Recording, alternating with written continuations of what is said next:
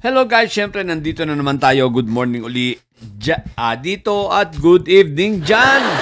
At eto na nga, no, pagkatapos na malaman itong si Mother Solar na siya ay masasampahan rin ng plunder ng ombudsman. At eto na nga, at naglabas na agad siya ng kanyang statement, na kanyang pahayag at ating basahin at ating komentuhan. Okay, let's go. Ang sabi niya rito, mula nang makilala ka aking ano yun? Mula nang makilala ka aking mahal. Hindi. Mula nang magsimula akong maglingkod sa bayan noong 1998, hindi ako kailanman lumihis. Hindi ako kailanman lumihis sa landas ng integridad. Isang katangi ang lubos kong pinanghahawakan. Ang aligasyong ito ay isang hindi makatarungang pagdungi sa aking pangalan at dangal. Talaga ba?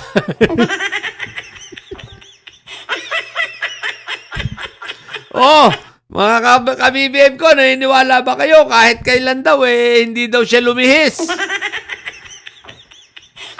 Katunayan, yung pagiging judge niya ngayon at yung pagkampi niya sa Duterte, hindi pala ito paglihis.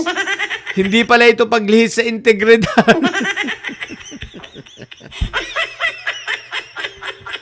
Kamping-kampi sa Duterte, hindi raw siya lumilihis. Tapos,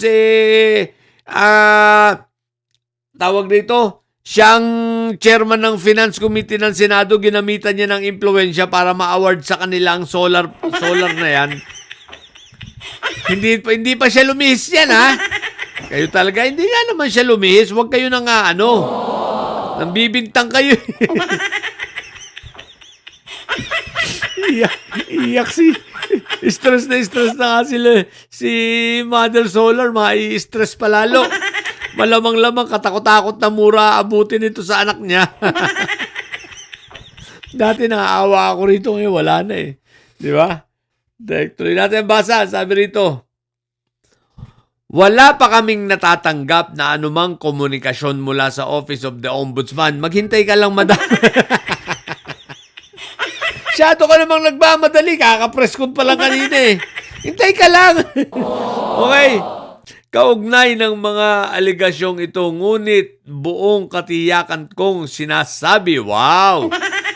Buong katiyakan kong sinasabi na ang mga ibinabalitang paratang ay lubos. Ang ibinabalitang paratang ay lubos na hindi totoo at walang anumang batayan. Walang anumang batayan. Talaga ba? Walang pondo ng bayan na nasangkot. Handa kaming ilahad ang katotohanan. Wala namang pondo talaga yon.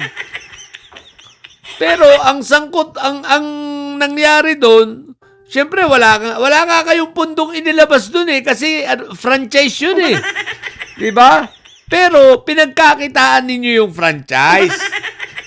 Minonopolya nyo yung prangkisa at pinagbawalan nyo nga ang ibang mga distributor na magnegosyo sa solar. Kailangan magpapaalam sa inyo.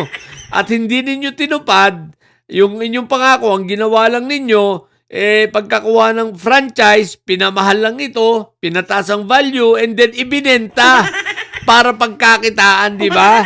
Pero hindi itinupad ang inyong obligasyon. Maliwanag naman yun eh. Kaya yung pondo ng bayan na sinasabi mo dyan, wala pa yan. Pero ang mas malupit pa yung ginawa ninyo, pinagkakitaan nyo ang gobyerno. Diba? Ikaw naman ginagawa mo naman tanga yung mga tao eh. What the heck ka talaga eh. Mother Solar ka. Okay, tuloy natin.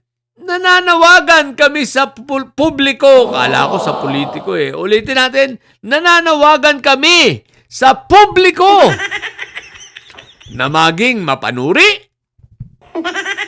Lalo na kung isasaalang-alang ang panahon at konteksto. Ang panahon at konteksto ng paglabas ng mga aligasyong ito. Alam ko na ang direksyon nito, sasabihin, pinopolitika na naman sila. Kayong mga politiko kayo, gagawa-gawa kayo ng katarantaduhan, tapos pag nabibisto na kayo, kakasuhan na kayo, sasabihin nyo, pinopolitika kayo. Buo ang aming paniniwala na kapag nailahad na ang buong katotohanan, mapapawalang sala kami at malilinis ang aming pangalan. Mabuti naman at tanggap niyang siya'y makukulong.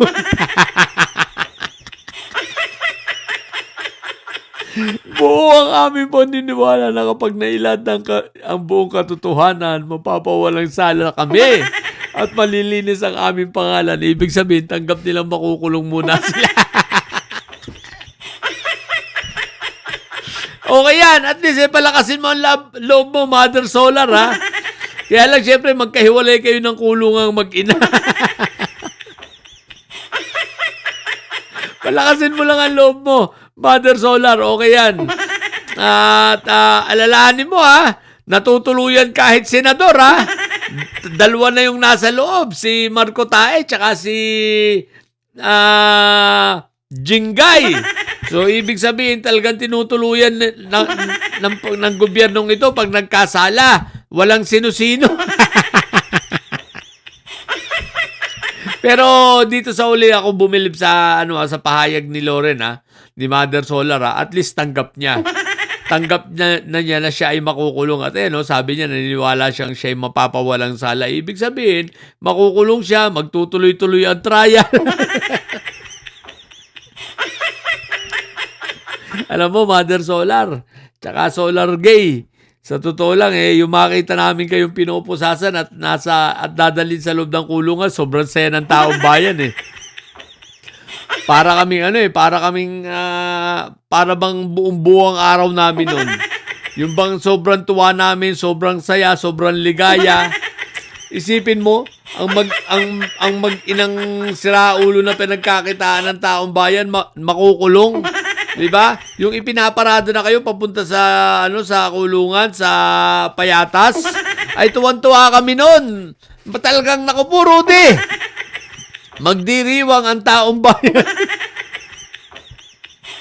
Kaya huwag ka nang mag-isip na dito sa uli mo nananawagan kami sa publiko. Huwag ka nang manawagan dahil ang gusto ng publiko, makulong kayo, bobo. Akala mo naman makikisimpatya sa inyo ang tao? Ay, Diyos ko, puro ayun, hingi kayo ng tulong sa sa kulto. Baka sakali, natulungan kayo. Ang problema nyo, wala nga silang nagawa kay Marco Beta, kayo pa. Para sa inyo pa, ay Diyos ko po, Rudy. Nanawagan na, dito kay kay Pukis. Na nagdadrama din. Na lahat na lang kayo nagdrama.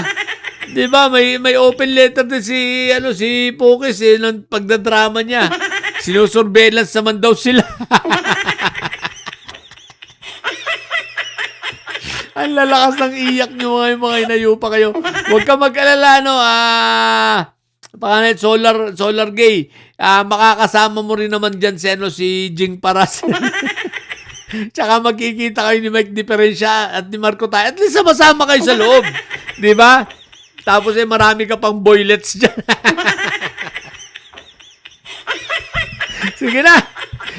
Kaya yun lang tandaan mo, Senator Solar, Mother Solar. Ang taong bayan ay natutuwa na makulong kayo. Yun lang. So, Bobo Didilis may sayad na nyo. Ang tatay nyo ay preso. Ang pipi nyo ay bobo. Manatili kayo mga bobo at may sayad. Sapagkat ang may sayad ay laging high blood. Bye!